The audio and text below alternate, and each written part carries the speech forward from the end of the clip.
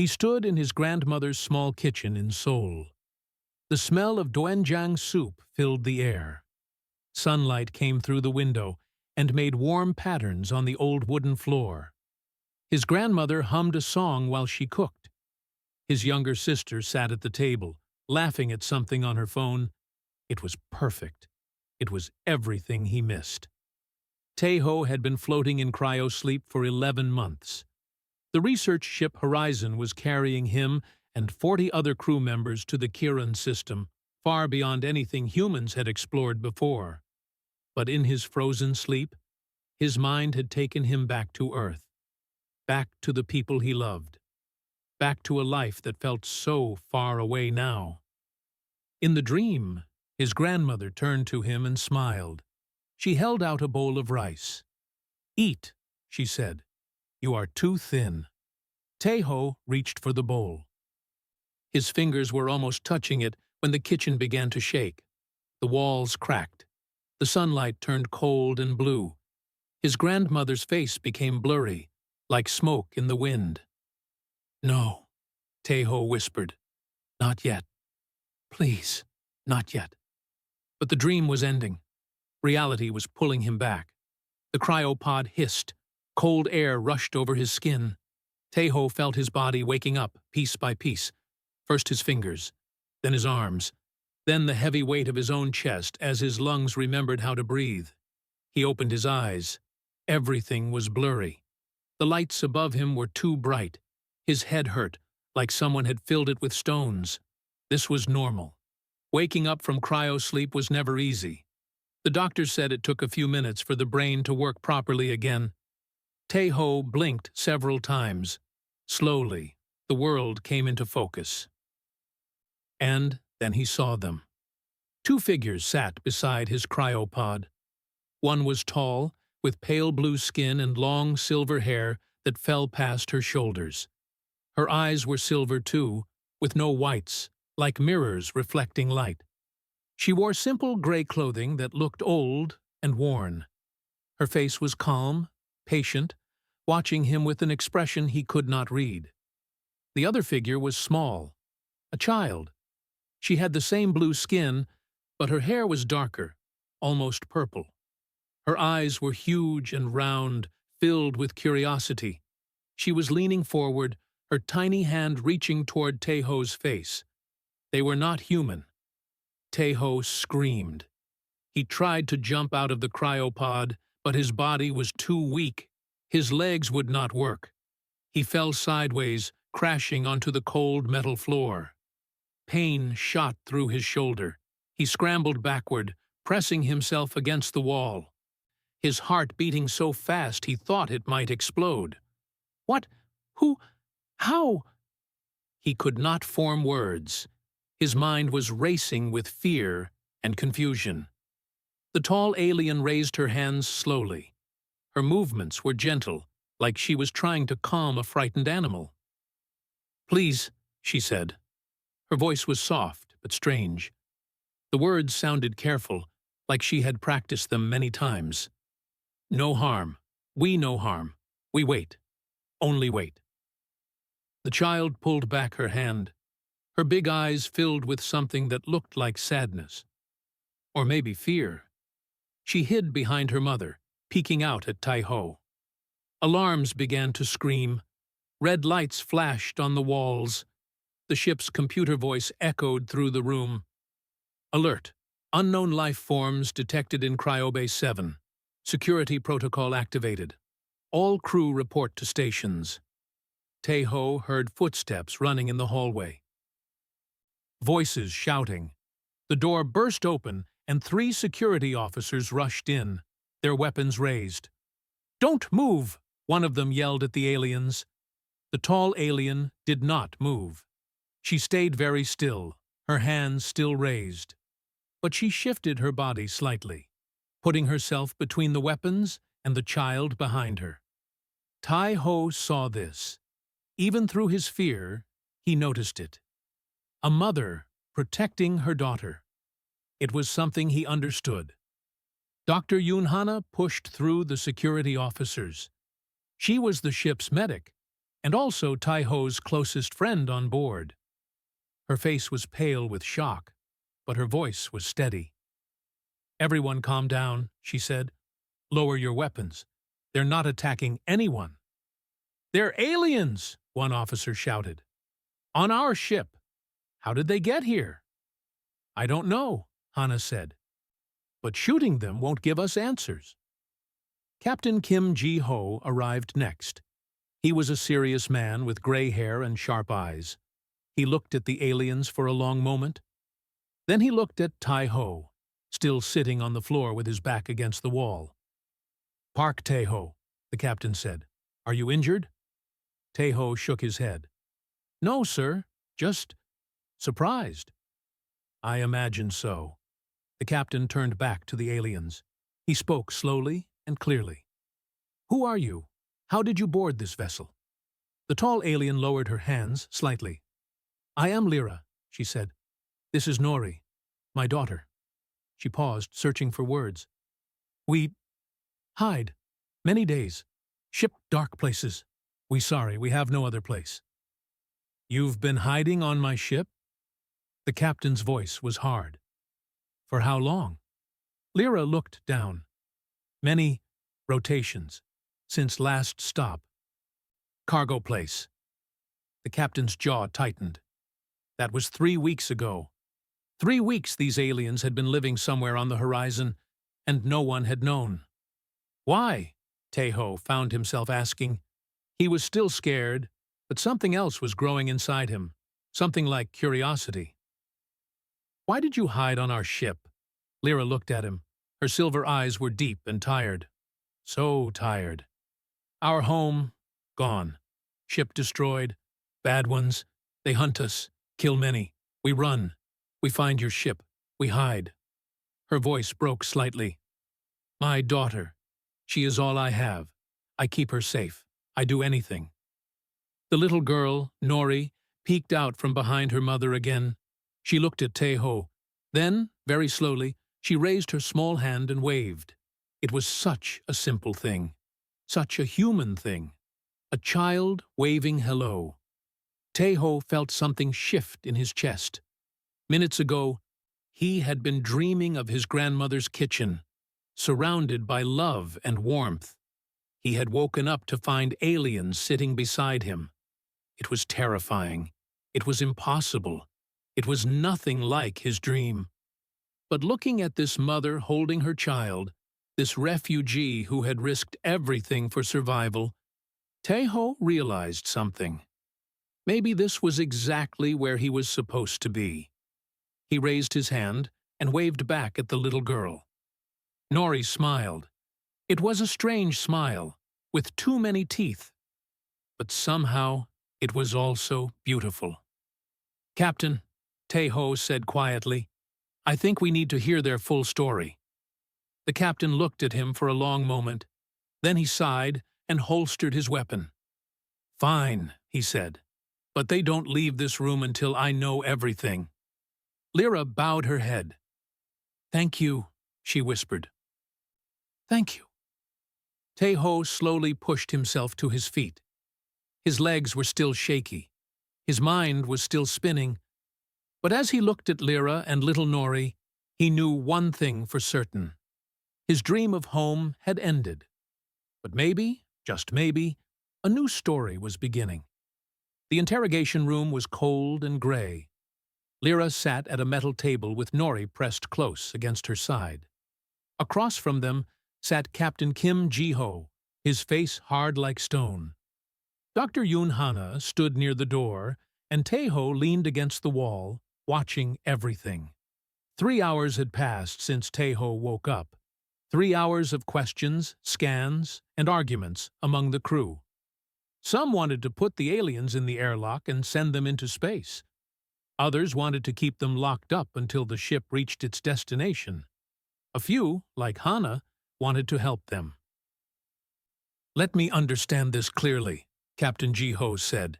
"You came from a colony ship, a ship with thousands of your people." Lyra nodded. "Yes, the Valari, my people. We travel between stars.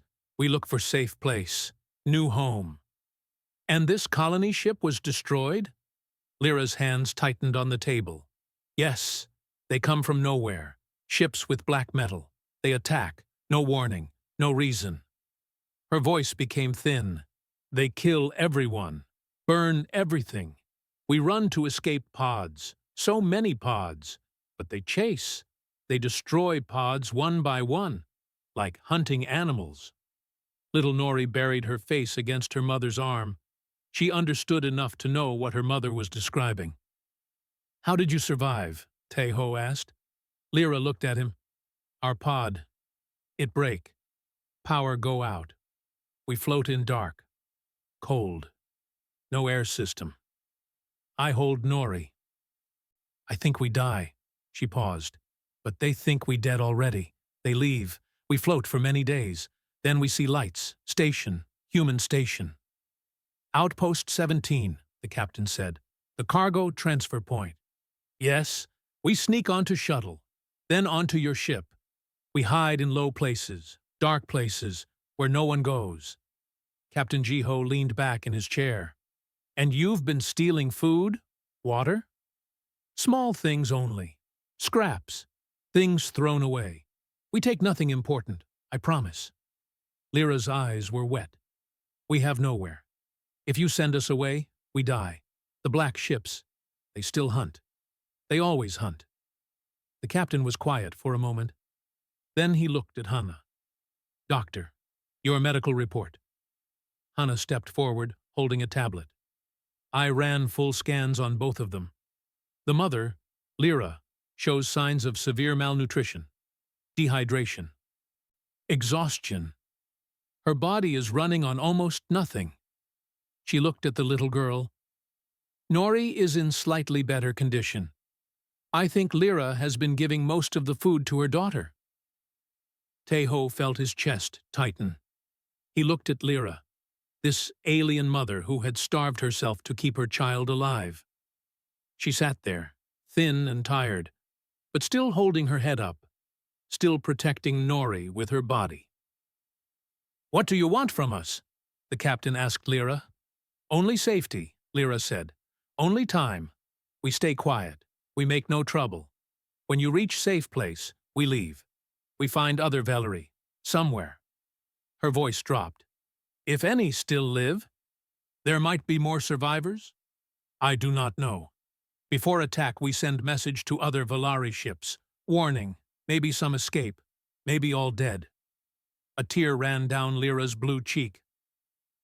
"I do not know." Captain Jiho stood up and walked to the window. Outside, stars moved slowly past. The endless black of space stretched in all directions. He was quiet for a long time. "Captain," one of the security officers said from the doorway, "what are your orders? The crew is waiting." The captain did not turn around. "Tell the crew to meet in the main hall. We will vote." "Vote, sir?" "This is a research vessel, not a military ship. We make decisions together. Everyone gets a voice." He finally turned back to look at Lyra and Nori, including them. 1 hour later, the crew of the Horizon gathered in the main hall. 43 people stood in a circle. Scientists, engineers, pilots, medics. Some looked angry. Some looked scared. Some looked curious. Lyra stood in the center with Nori, surrounded by strangers from another world. Captain Jiho explained the situation. He told them everything Lyra had said. Then he asked for opinions. A man named Dong-Su spoke first. "They're aliens. We know nothing about them. They could be lying. They could be dangerous. I say we drop them at the next station and forget about them." "And if there is no next station for months?" Hannah asked.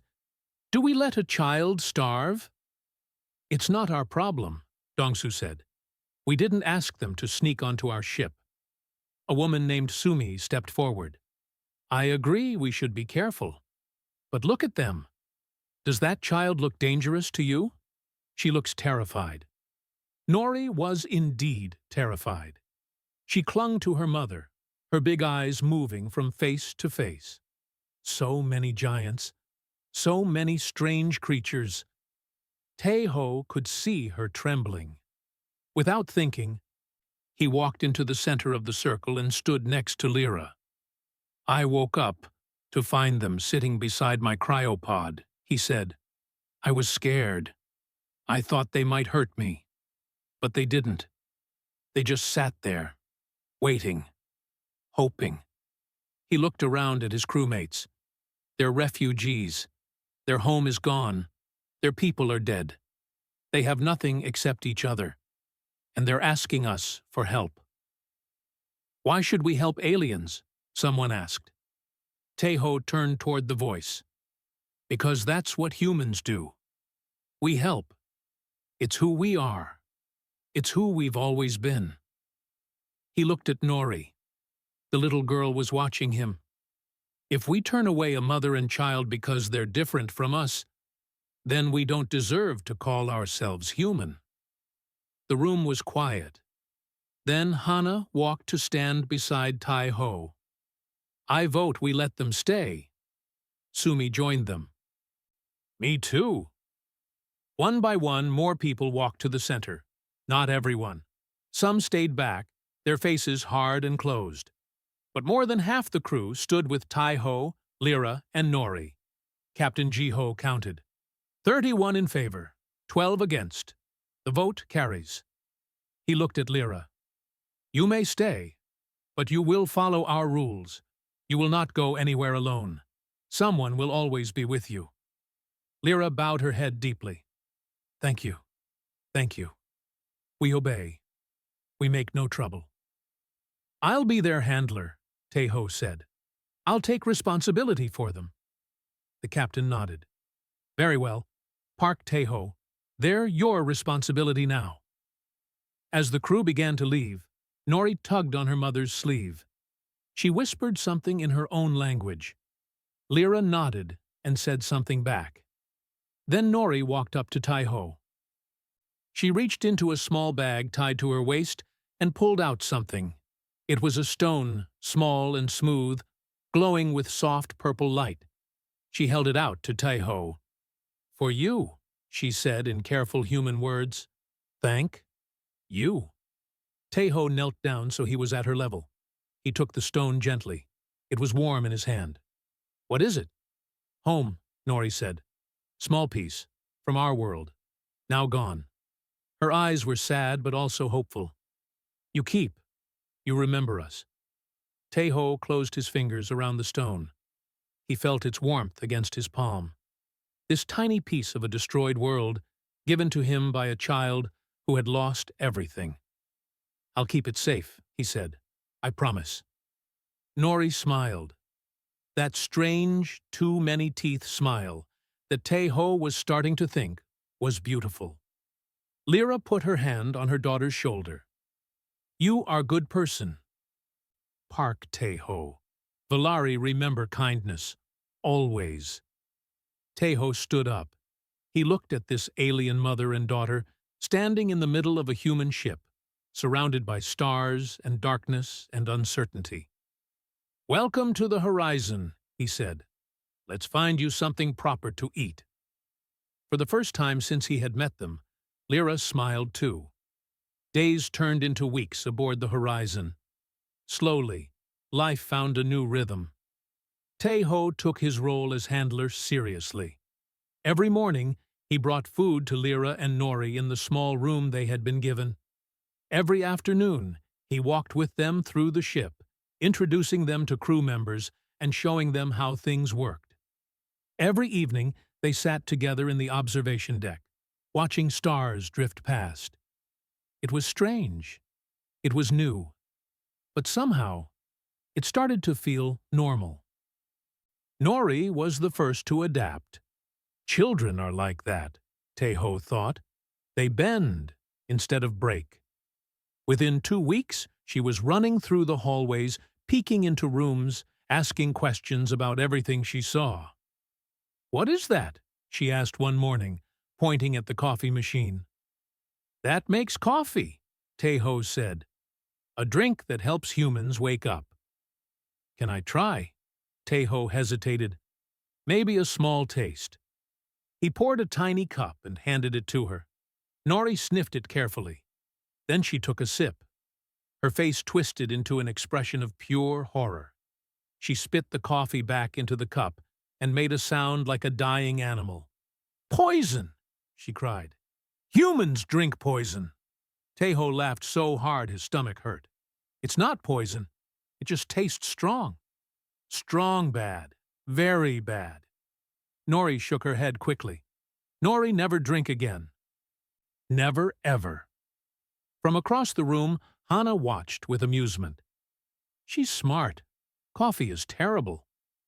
"You drink 3 cups a day," Tejo pointed out. "I never said I was smart." Lyra was slower to adjust. She spent most of her time observing, watching humans with quiet fascination. She was especially interested in how they interacted with each other.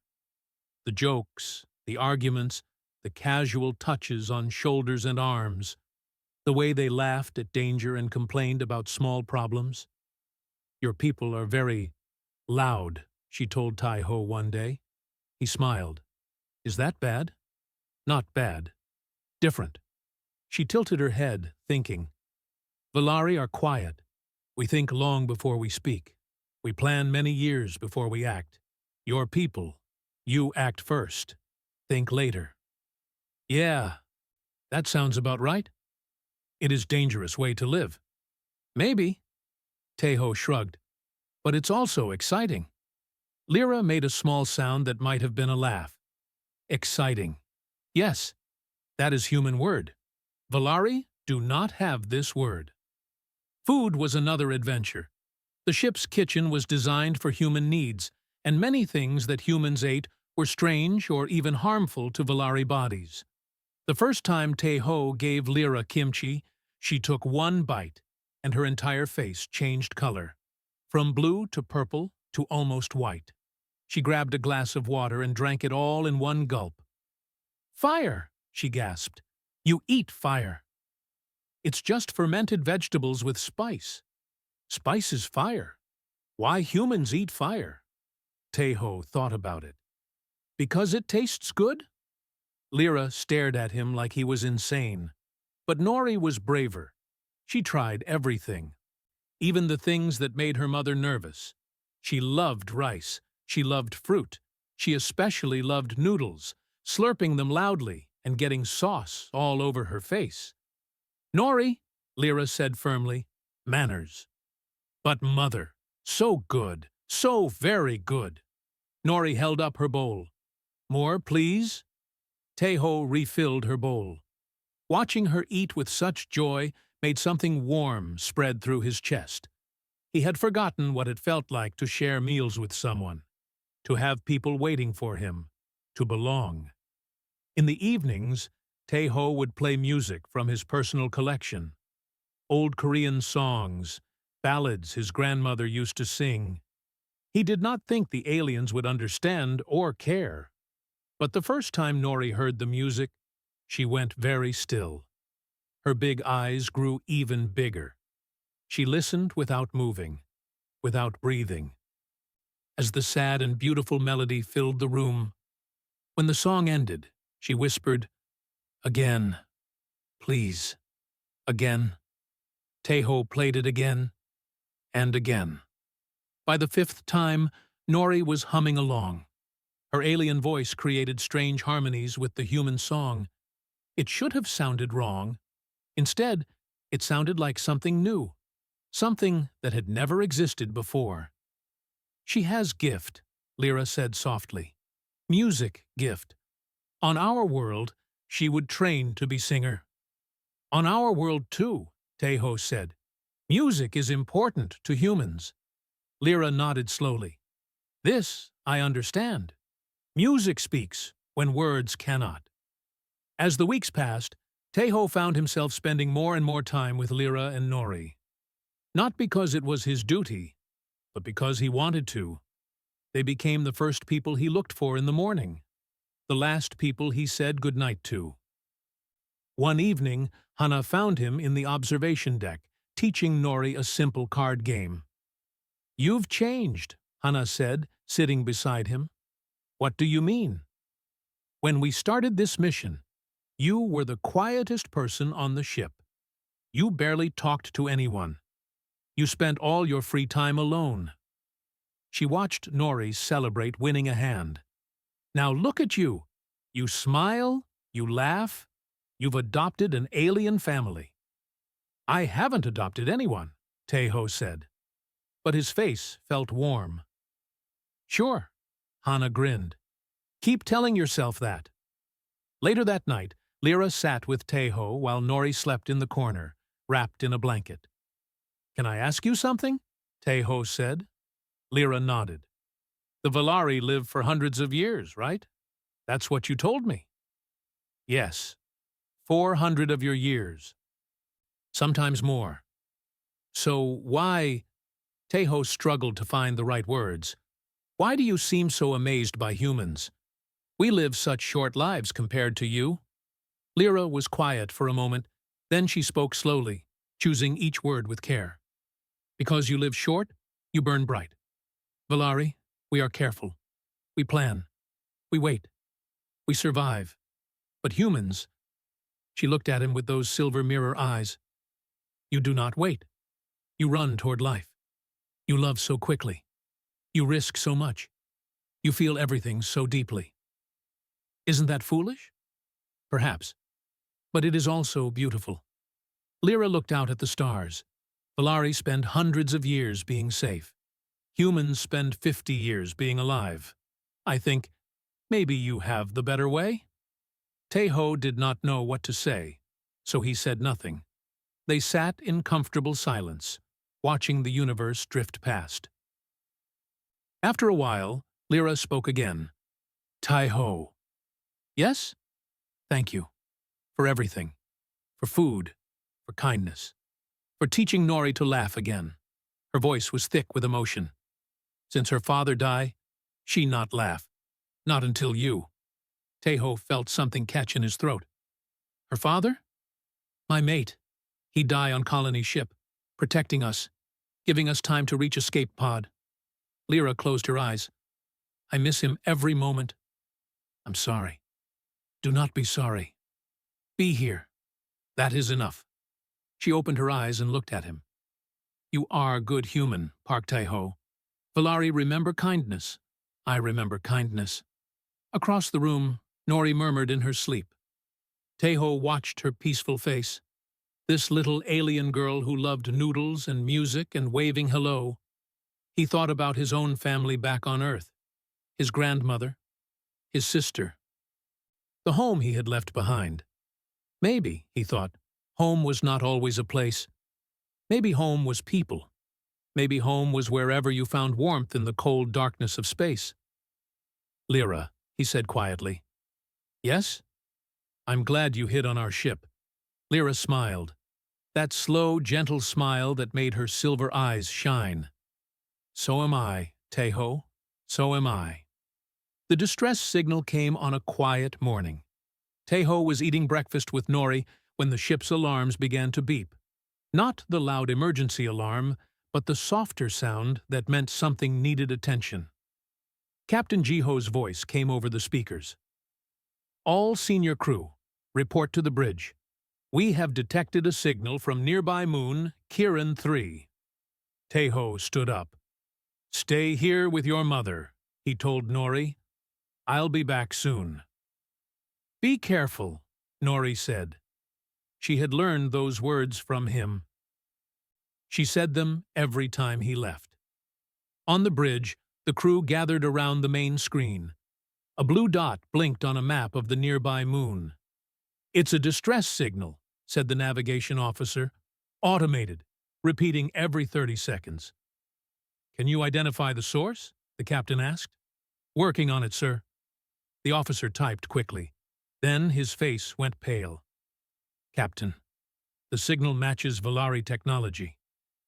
The room went silent. Valari? Hana whispered. There are more survivors? Captain Jiho turned to look at Teho.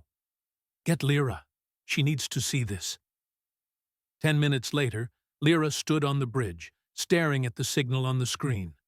Her face showed no emotion, but her hands were shaking. "It is Valari," she confirmed. "Emergency beacon. Very old. Maybe from escape pods." "There might be survivors," the captain said. "Do we investigate?" Lyra's voice was barely a whisper. "Please, please investigate. They could be my people, my family." The captain nodded. "Set course for Kiran 3. Full speed." The horizon changed direction and flew toward the small gray moon. As they got closer, the sensors picked up more signals. Not one beacon, many beacons. Dozens of them. "Captain," the sensor officer said. His voice was shaky. I'm reading a large debris field on the moon's surface."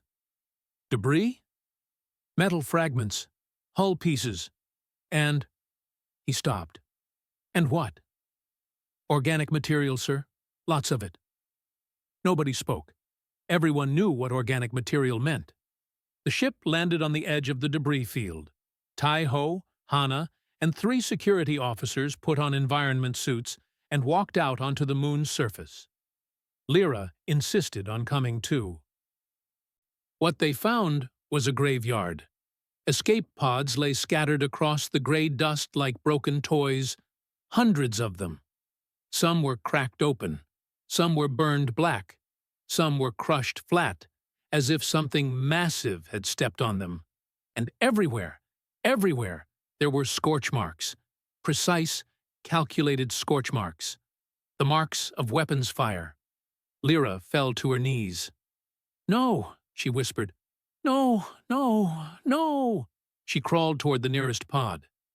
Through the cracked window, Tai-Ho could see shapes inside.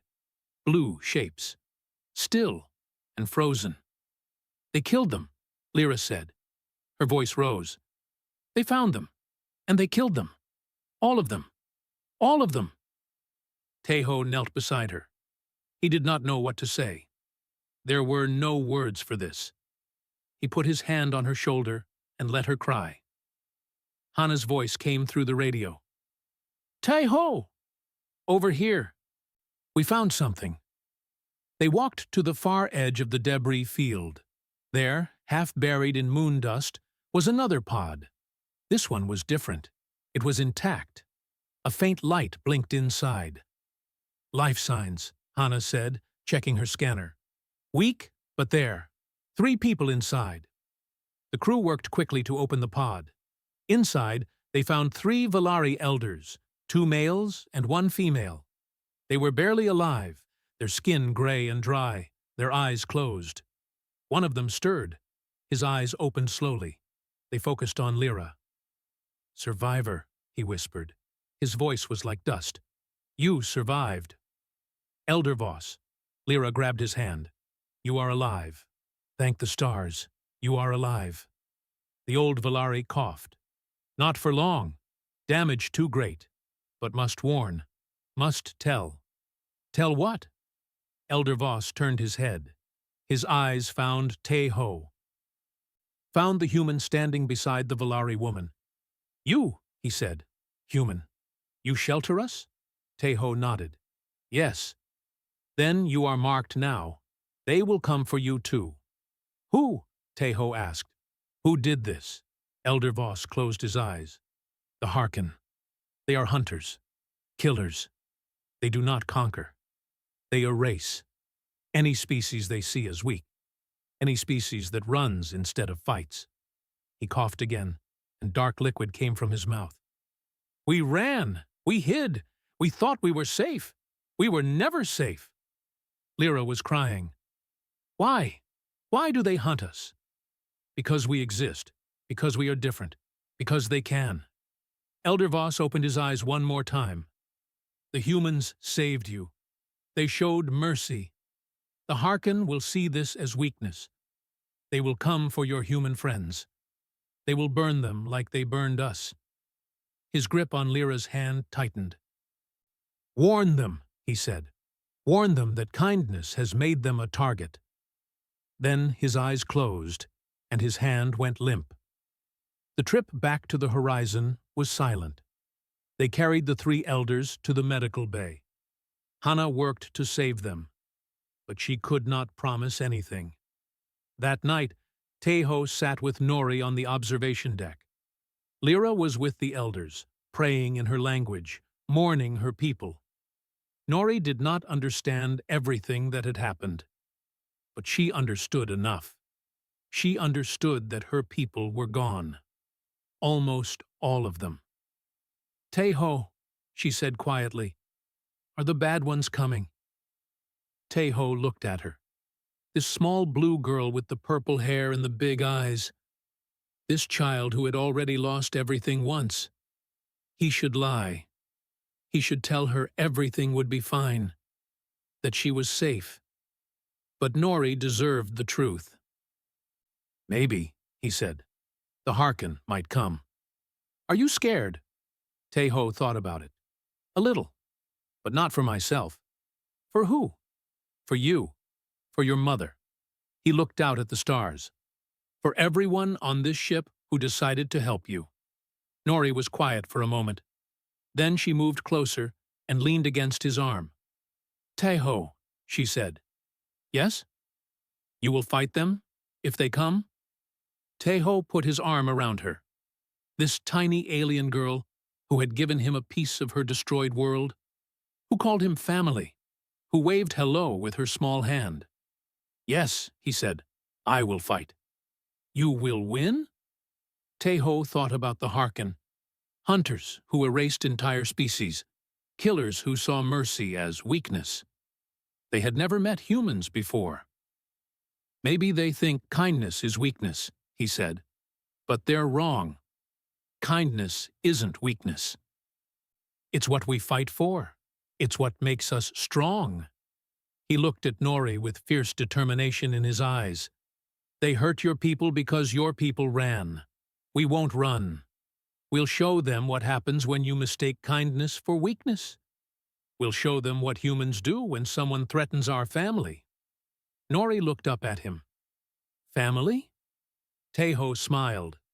"Yeah, family." She smiled back. That strange, beautiful, too-many-teeth smile. And somewhere in the dark between the stars, the Harkin were coming. 3 days after they found the graveyard, the Harkin came. It was the middle of the night cycle when the alarms screamed to life. Red lights flashed through every corridor. The ship's computer voice echoed through the halls. "Warning. Unknown vessels detected. 3 contacts." Approaching fast. Teho ran to the bridge, still pulling on his jacket. Half the crew was already there, staring at the main screen with pale faces. 3 ships hung in the darkness of space. They were massive, black as the void between stars, shaped like blades. No curves, no soft edges, nothing welcoming. They looked like weapons given form. "Harkin warships," Captain Jiho said. His voice was calm, but his hands gripped the armrest of his chair. "They found us."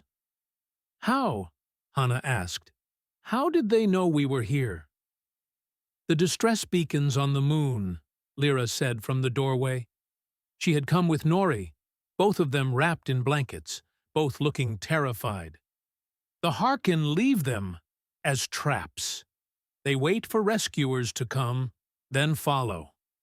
"A trap," the captain said bitterly. "We walked right into a trap." The communication screen flickered. A face appeared. Not human, not Valari, something else. The Harkin commander was tall and thin, with dark red skin covered in hard plates like armor. His eyes were completely black, no whites at all. When he opened his mouth to speak, Teho saw rows of sharp teeth. "Human vessel," the Harkin said. His voice was cold, like ice scraping metal. "You carry Valari. This is not allowed." Captain Jiho stood up. "This is the research vessel Horizon. We are on a peaceful scientific mission. The Valari aboard are refugees under our protection. Protection is not permitted. The Valari are marked for erasure. All who shelter them share their fate. We're not handing anyone over to you. The Harken made a sound that might have been laughter. Then you will burn with them. You have one rotation of your planet to surrender them. If you do not, we will destroy your ship and take them anyway. The screen went black. Nobody spoke. The silence was heavy and thick. Then Tae-ho stepped forward. Captain, how long until we can reach Coalition space? 4 days at maximum speed. But those ships are faster than us. They'll catch us in 2. What about weapons? The captain shook his head. We're a research vessel. We have basic defense systems, small lasers, nothing that can touch warships. So we run, and they catch us. We fight, and we lose.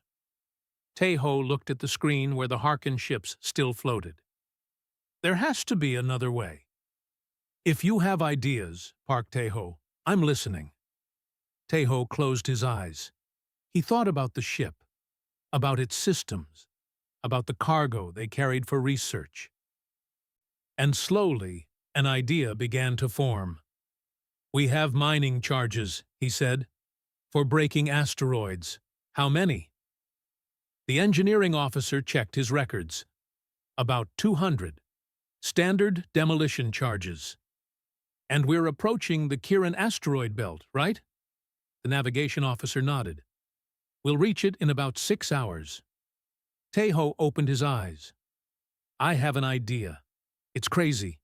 It might kill us all. But it might also work. Captain Ji-ho studied him for a long moment. Tell me. 6 hours later, the Horizon entered the asteroid belt at full speed. Behind them, the 3 Harken warships followed, closing the distance, getting ready to attack. The asteroids floated around them like a maze of stone. Some were small as cars, some were big as mountains. The Horizon weaved between them, narrowly avoiding collision after collision. They're gaining, the navigation officer reported. 2 minutes until they're in weapons range. Keep going, Tae-ho said. He stood at the engineering console, his fingers flying over the controls. Everyone hold on. Tae-ho, Hana said nervously. Are you sure about this? No, not at all. Outside, the mining charges shot from the Horizon's cargo bays. 100 charges, flying in all directions, attaching themselves to the largest asteroids around them. The Harken commander appeared on the screen again. Running into rocks will not save you, humans. You only delay the inevitable. Tae-ho smiled. Who said anything about running? He pressed the button. 100 mining charges exploded at the same time. The asteroids shattered. Millions of rocks, large and small, flew outward in all directions. The Horizon was already moving, diving low beneath the expanding cloud of debris. But the Harken ships were caught in the middle. The first warship tried to turn. Too slow. A boulder the size of a house smashed into its side. Then another. Then 20 more. The ship's shields flickered and died. Its hull cracked open. The second warship fired its weapons, trying to destroy the incoming rocks. But there were too many. A storm of stone. The ship spun wildly, losing control, crashing into an asteroid and exploding in a ball of fire. The third warship was smarter. It pulled back, using its speed to escape the worst of the debris. It was damaged, but still flying. One ship left, the captain said, and it's coming around for another attack.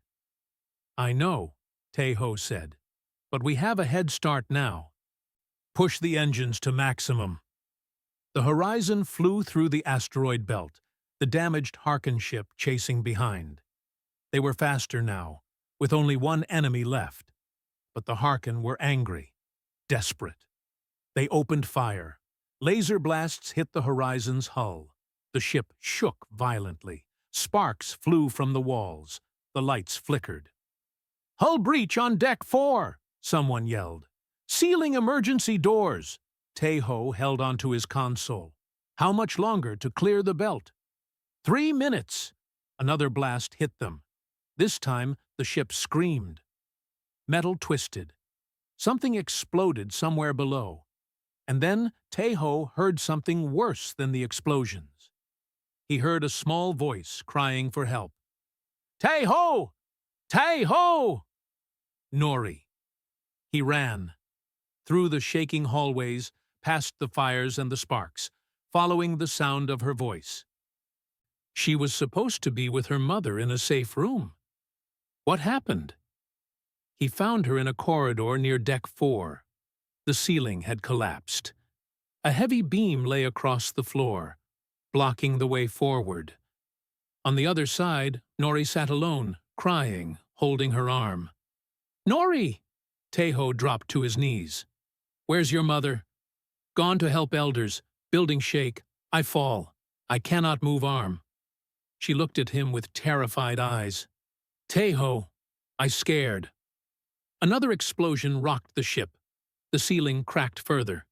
Dust and debris rained down. Taeho looked at the beam. It was too heavy to lift. He looked at the gap beneath it. Too small for him to fit through. But maybe not too small for him to reach. He lay flat on his stomach and stretched his arm through the gap. Nori, take my hand. I cannot.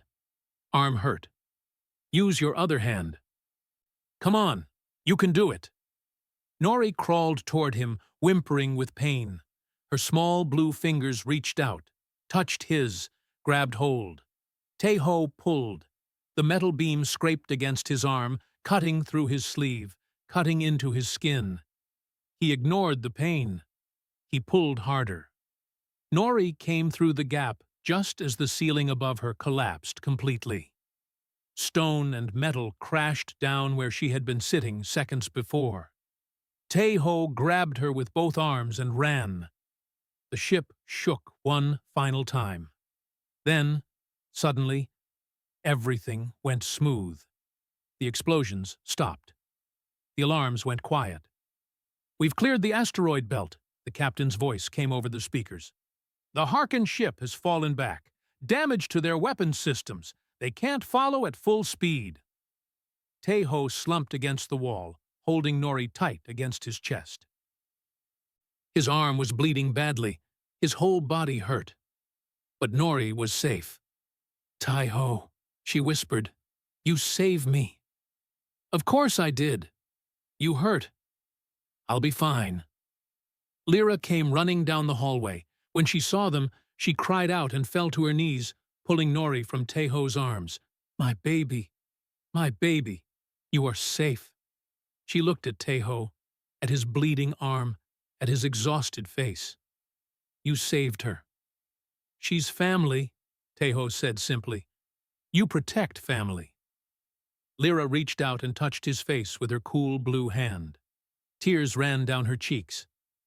In Valari tradition, she said, her voice shaking, when someone saves a child, they become guardian, protector, part of blood. She looked into his eyes. You are Nori's guardian now, Park Taeho. You are family to us. Forever. Taeho looked at Nori, at her tear-stained face and her grateful eyes. He looked at Lyra, this mother who had lost everything and found hope again. Forever sounds good, he said. And despite everything, despite the battle and the fear and the pain, he smiled. The horizon limped through space like a wounded animal. Half the ship's systems were damaged. The engines worked at only 60% power. One whole section of the lower deck was sealed off because of hull breaches. Water and food were being rationed. Every day, the crew worked to repair what they could. But they were alive. All 43 humans. All 4 Veleri, including the 3 elders that Hana had managed to save. Alive and still, moving toward Coalition space. Taeho sat in the medical bay while Hana wrapped fresh bandages around his arm. The cuts were deep, but clean. They would heal. You're an idiot, Hana said, but her voice was warm. Running into a collapsing corridor like that. Would you have done anything different? She paused, then smiled. No, probably not. Outside the medical bay window, stars drifted slowly past. The universe went on, endless and uncaring, while this tiny ship full of humans and refugees made its way through the dark. 3 more days, Hana said. 3 more days, and we reach Coalition Station Aria. Then we can get proper repairs, proper food, proper rest. 3 more days, Tejo repeated. It felt like forever. That evening, Tejo found Lyra and Nori on the observation deck. This had become their special place, the place where they watched stars and talked about everything and nothing. Nori's arm was in a small cast. The bone was cracked, but Hana said it would heal quickly. Valari children recovered fast. Already, Nori was smiling again, humming one of the Korean songs Tejo had taught her. "How are you feeling?" Tejo asked, sitting beside them. "Better," Nori said. "Arm itchy. Want to scratch?" "That means it's healing. Don't scratch." Nori made a face, but nodded. Lyra was quiet. She had been quiet since the battle. Tejo had noticed her spending long hours alone, staring at nothing, lost in thoughts she would not share. "Lyra," he said gently, "talk to me." She did not answer for a long moment. When she finally spoke, her voice was heavy. "I think about my mate, Nori's father. His name was Corin." Tejo waited. He did not push. He just listened. "Corin was brave," Lyra continued, "stronger than me. When the Harkin attacked our colony ship, everyone ran. Everyone screamed. But Corin did not run. He stayed. He fought." She closed her eyes. "He gave us time. Time to reach the escape pod. Time to live. He sounds like a good man. He was. He was everything." A tear slid down her blue cheek. "I was not brave. I ran. I hid. I survived because others died for me." "That's not true." "It is. I know it is." Lyra looked at him. "For many years, Valari teach that survival is most important. Run from danger. Hide from enemies. Wait and endure. That is how we live so long. But now I wonder, is surviving enough? What is the point of 400 years if you spend them hiding?" Tejo thought about her words. He thought about his own life, his own choices. "I joined this mission to run away," he said quietly. Lyra looked at him with surprise. "My parents died 3 years ago. Accident on Earth. I couldn't stay there. Everything reminded me of them. Every street, every building, every face. So I ran. I signed up for the longest deep space mission I could find. I thought if I got far enough away, the pain would stop." "Did it stop?" Tejo shook his head. "No. The pain came with me. You can't run from grief. It lives inside you, not outside." They sat in silence for a while. Nori had fallen asleep against Tejo's side, her breathing soft and steady. "Humans live short lives," Lyra said eventually. 50, maybe 60 years. Sometimes more, sometimes less. So little time. Yes. But you do not hide. You do not wait. You run toward things instead of away from them. You love quickly, fight quickly, feel everything so deeply." She turned to look at him. "Is it because you know you have little time?" Tejo considered the question. Maybe. Or maybe it's just who we are. Humans are restless. We can't sit still. We can't watch opportunities pass by. If something matters to us, we grab it with both hands, even if it hurts, even if it ends badly. That sounds painful. It is. But it's also alive. Really, truly alive. Lyra nodded slowly. "I think I understand now. Why Corin did what he did. Why you ran into the fire to save Nori. Why your people voted to help us even when it was dangerous. She smiled sadly. You burn so bright, so fast. But the light you make, it is beautiful. Teho looked down at Nori, sleeping peacefully against him. This small alien child who had lost her father, lost her home, lost almost everything. And yet here she was, humming human songs, eating noodles, waving hello to strangers, finding reasons to smile. Nori is like that too, he said. She burns bright. Yes, I think maybe she learned it from you. Teho felt warmth spread through his chest. Pride, love, things he had not felt in a long time. Teho, Lyra said, yes? When we reach Coalition space, what will you do? He blinked. He had not thought about it. The mission, the original mission, seemed like a distant memory now. Study the Kirin system, collect samples, return to Earth. That had been the plan, but everything had changed. I don't know, he admitted. I guess I'll have to decide.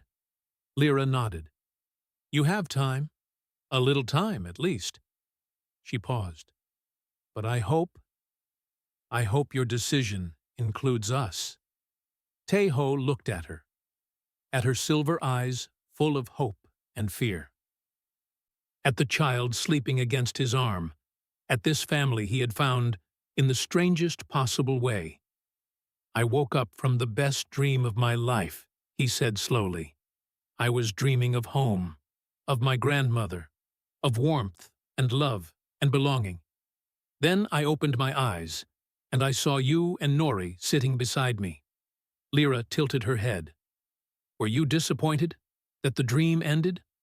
Teho smiled, a real smile, the kind that started in his heart and spread all the way to his face. At first, yes, I wanted to go back to the dream. But now, he looked out at the stars. Now, I think, maybe this is better than any dream. This is real. You're real. Nori is real. Whatever happens next, whatever we face it together. Lyra reached out and took his hand. Her skin was cool and smooth, so different from human skin, but her grip was strong and warm. Together, she repeated. I like that word. Nori stirred in her sleep. Her eyes opened halfway. She looked up at Teho, then at her mother, then at their joined hands. Teho, she murmured sleepily. Family. That's right, Teho said. He put his other arm around her. Family. Nori smiled and closed her eyes again. Outside the window, the stars continued their endless dance. The universe was vast and cold and full of dangers. But inside this small room, on this damaged ship, there was warmth. There was hope. There was family. And that, Teho realized, was worth more than all the stars in the sky. Coalition Station Aria rose out of the darkness like a city floating in space. It was massive, larger than anything Teho had ever seen. Towers and domes and platforms stretched in all directions, connected by bridges and tubes, glittering with millions of lights. Ships of every shape and size flew around it like insects around a hive. The horizon approached slowly, its damaged hull groaning with every movement. But they had made it. 3 days of limping through space, of hoping and praying and holding their breath. And they had made it. Coalition Station Aria. This is Research Vessel Horizon, requesting emergency docking, Captain Jiho said into the communication system. We have battle damage, injured crew, and Valari refugees aboard. There was a pause. Then a voice replied, professional and calm. Horizon, this is Aria Control. We have received your report. Medical teams and repair crews are standing by. You are cleared for Docking Bay 7. Welcome to Coalition Space. A cheer went up from the crew. People hugged each other, laughed, cried. They had survived. Teho stood at the observation window with Lyra and Nori. They watched the station grow larger and larger until it filled the entire view. "So big," Nori whispered. "So many lights." "Millions of people live there," Teho said, "from many different worlds, many different species." "Valari too?" "Maybe. We'll find out." The ship docked with a gentle thump. The airlocks opened, and for the first time in months, fresh air flowed into the horizon. Clean, filtered, beautiful air. Within hours, the station was buzzing with news of their arrival. A human research ship had defied the Harken. They had destroyed 2 warships and escaped a third. They had saved Valari refugees. The story spread through the station, then across the communication networks, then to other stations and other worlds. By the second day, reporters were requesting interviews. Politicians were making statements. The whole galaxy, it seemed, was talking about the horizon. On the third day, Elder Voss was strong enough to leave the medical bay. He requested an audience with the Coalition Council, a group of representatives from different species who kept peace in this part of the galaxy. Teho, Lyra, and Captain Jiho were asked to attend as witnesses. The council chamber was enormous. Representatives sat in a circle, their seats rising in tiers like a stadium. There were humans, Valari, and dozens of other species Teho did not recognize. At the center was a platform where speakers could address everyone. Elder Voss walked slowly to the platform. He looked old and tired, but his voice was strong. "I speak for the Valari people," he began, "or what remains of us. We were a peaceful species. We built ships and traveled between stars, looking for safety. We never harmed anyone. We never made enemies. Yet the Harken hunted us, killed us, nearly erased us from existence." He paused, letting the words sink in. "For centuries we believed that survival meant avoiding conflict, running, hiding, waiting for danger to pass. We thought this made us wise. We were wrong." Murmurs spread through the chamber. "These humans," Elder Voss continued, pointing to Captain Jiho and Teho, "taught us something we had forgotten. They found our refugees hiding on their ship. They could have thrown them out. They could have turned them away. The safe choice, the careful choice, would have been to abandon them." He shook his head slowly. "But humans do not make the safe choice. They make the right choice. They voted to shelter a mother and her child. Strangers, aliens. They risked their own lives for people who were not their own species, not their own kind, not their own blood."